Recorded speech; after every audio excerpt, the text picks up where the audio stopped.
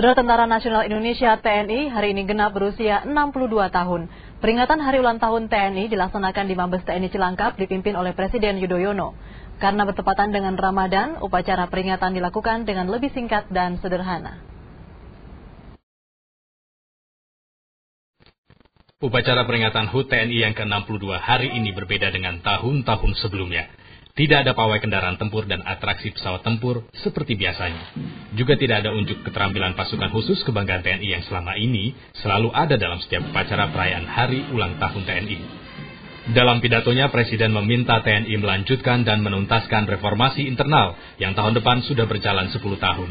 Presiden juga menekankan perlunya mempertahankan keputusan TNI berhenti dari politik praktis. Agar tidak ada jalan baru untuk terlibat kembali dalam dunia politik. Tahun depan, laporkanlah kepada rakyat Indonesia apa yang telah TNI capai dalam reformasi internal 10 tahun pertama. Di usia yang ke-62 tahun, TNI tidak hanya harus menjaga pertahanan dan keamanan Republik Indonesia, namun juga turut serta dalam tanggap darurat bencana alam, mengawal demokrasi dan reformasi internal TNI. Di satu sisi, kesejahteraan para prajurit TNI masih harus diperjuangkan. Presiden dalam pidatonya meminta pimpinan TNI untuk meningkatkan kesejahteraan para prajuritnya. Dengan contoh adalah kemudahan dalam tabungan perumahan bagi para prajurit. Dan tentunya ini berkaitan juga dengan pengembalian kembali aset Asabri senilai 410 miliar rupiah yang saat ini masih diperjuangkan melalui jalur hukum. Muhammad Akhir dan Erwin Arif melaporkan dari Cilangkap. Di tengah ulang tahunnya yang ke-62, masih banyak pekerjaan rumah yang harus dibenahi TNI. Mulai dari masih terjadinya bentrok berdarah yang melibatkan anggota TNI, hingga yang terbaru dugaan korupsi asuransi prajurit TNI Asabri senilai 410 miliar rupiah. Sedikitnya 5 anggota polisi dan prajurit TNI terluka dalam bentrok di Ternate, Maluku Utara akhir September lalu.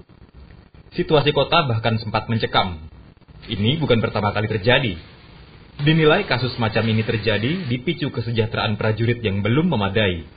Kesejahteraan prajurit pangkat rendah dan anggota Polri pangkat rendah ini ditingkatkan berbarengan dengan perbaikan asrama, sarana olahraga, rekreasi dan sebagainya. Saya yakin bentrok-bentrok ini akan terjadi. Untuk memiliki rumah dinas yang luasnya rata-rata 100 meter persegi, prajurit TNI harus mencicil bertahun-tahun. Salah satunya Sersan Mayor Bonet Suprapto. Dengan 4 anak, Bonet merasa kehidupan ekonominya jauh dari cukup.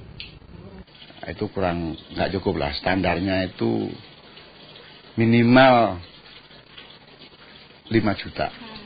Iya, 5 juta. Sedangkan yang didapetin sekarang hampir 3 juta. Rumah yang ditempati Bonet dan keluarga diperoleh dengan mencicil dari asuransi ABRI atau Asabri. Tapi justru dana Asabri yang seharusnya untuk menopang kesejahteraan hidup prajurit diduga dikorupsi oleh mantan dirutnya, Maijen Purnawirawan Subarjami Jaya dan pengusaha Henry Leo. Diturunkan oleh dirut kepada bagian keuangan dengan perintah dimasukkan ke BNI 46. Tapi nyatanya belakangan hari Pak Subada baru mengetahui yang menerima di BNI 46 itu adalah Henry Leo. Henry Leo itu siapa? Bukan pejabat BNI 46. Kasus dugaan korupsi dana prajurit Asabri masih bergulir. Demikian pula usaha membenahi kesejahteraan prajurit, juga upaya membenahi tubuh TNI agar lebih profesional dalam menjalankan tugasnya, melindungi masyarakat dan menjaga keutuhan negara. Jasmine Valentine dan Junaidi melaporkan dari Bogor, Jawa Barat.